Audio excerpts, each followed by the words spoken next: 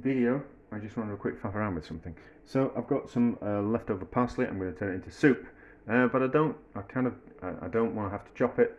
I want to puree it so the soup's like a vivid green colour. So the danger with when you're cooking parsley, you're going to lose that colour. So I'm kind of thinking, can we keep the colour and keep that fresh parsley flavour by adding it at the last minute? So I'm going to use the stick blender to puree it. And I've already made the soup. So the soup recipe is, it was 500 grams of onion, 2.5 chicken stock cubes, and about 300 millilitres of water.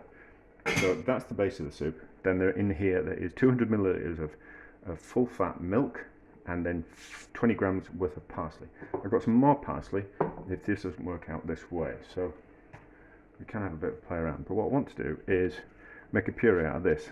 So these blenders are best used with a lot of liquid. So if we put the parsley straight into the soup and puree it, we might not get it as pureed as we were just to do it in a liquid like this. Hopefully it will work in the milk. If it's not going to work in the milk, what we'll do is we'll go into that liquid off there and use that. So let's see.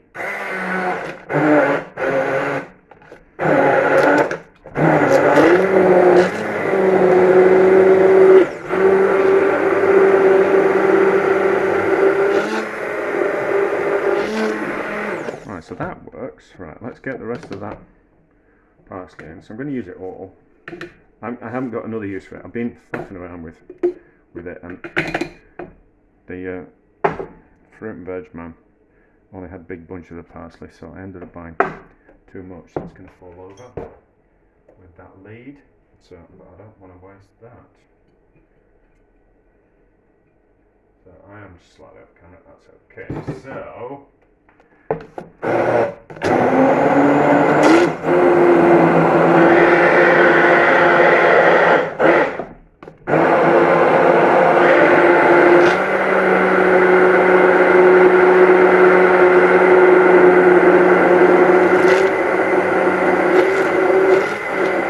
So it would go a lot smoother and more combined if it was in a liquidizer, but I didn't really want to get the liquidizer out and make all that mess.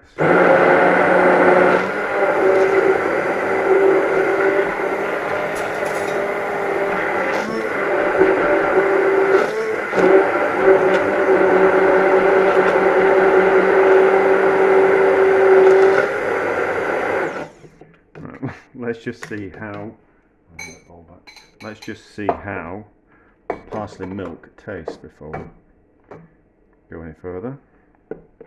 Parsley smoothie, look at that. It's gone all thick, isn't it? It's not bad actually. Not bad. Right, so I can go off. Let's get the. Do that this way around. We don't need to heat the soup any further, so we can just cover up my dirty cooker. Maybe I should put that in my bio of my videos. So, simple soup. I'm going to use the chicken stock cubes that we're basically using as the seasoning for the soup. So you don't need to put any salt or extra salt or pepper in.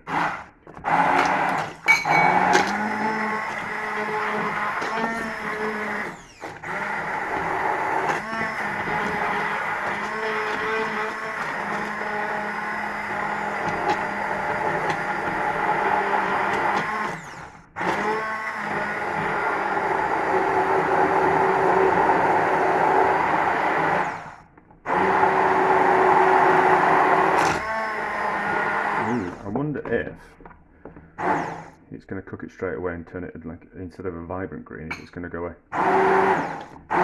like a cooked green colour.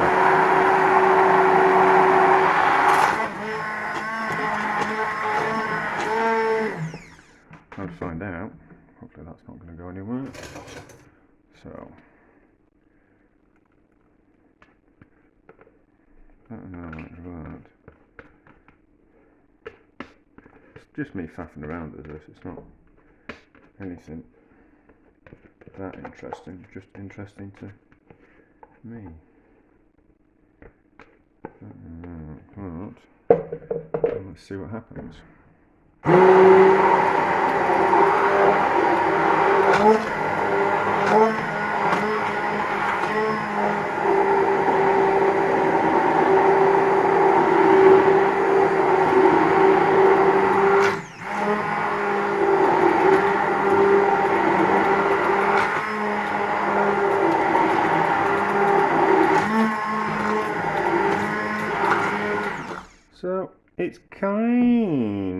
kept its colour. Kind of kept its colour. Like that. That's kind of quite vibrantly green, isn't it? Certainly not that cooked a colour. Well, that's a vast improvement on parsley soup. That's lovely. So, I like the foam on the top. It needs a bit more salt. So, when you cook things, they taste different from when they're raw. So, if you kind of think, but they still taste the same. So, if you imagine, this is where I can describe it. If you imagine an apple straight off the tree that you bite into, it tastes of apple. But take that same apple and cook it into an apple pie, it still tastes of apple, but it's a different flavour. It's a different type of apple flavour.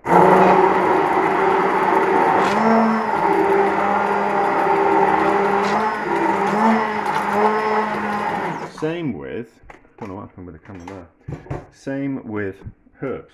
So herbs taste a certain way when they're raw, and they taste another way when they're cooked. So by not cooking as much, we can preserve that fresh kind of flavour. So that works. That's lovely. Parsley soup. Bright, vibrant green parsley soup. Should take a picture before I dive in, shouldn't I?